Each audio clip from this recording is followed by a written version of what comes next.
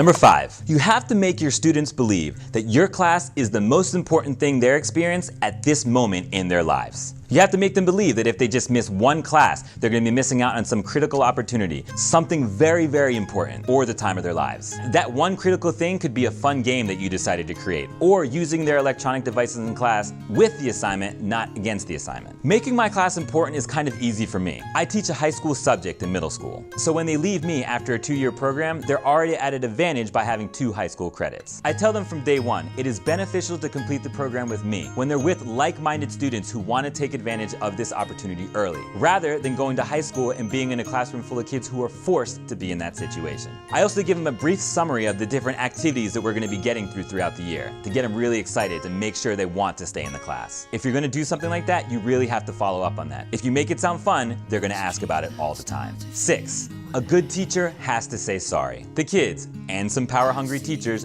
don't seem to think so, but we teachers are in fact regular people, and we do make mistakes. Whether it's something small as getting a name wrong, which they hate, and or pointing on a student you thought might have did something wrong, but then realizing it was the person next to him. You have to apologize, and you have to move on. Along the same lines, you have to know when to pick your own battles. If you think it's worth it to be right just for the sake of being right, this might not be the right career path for you, especially in middle school. They will challenge you. There's no point. My personal advice, stay humble, apologize, move on, it'll all go away. Number 7, you have to be relevant. I'm not talking about dressing like a student or being hip to the latest trends. I'm talking about being relevant with technology. Some small pop culture issues, try to figure out what they're listening to and maybe what they're reading, and to some extent the lingo. If you don't know what the students are saying and are referencing and or talking about, ask them, assuming it's appropriate. Their faces are gonna light up when they actually get to teach you something. And as far as lingo goes, don't try to use it. 99% of the time you're gonna get it wrong and you're gonna look like a fool. In terms of technology, kids have smartphones and tablets, and there's no getting around them bringing them to school or trying to use them in their class. So instead of eliminating the problem, make it part of the solution. At the end of 90% of my classes, I take the last 10 minutes for my students to do homework in class. And during that homework time, I allow my students who have brought headphones in to get their electronic device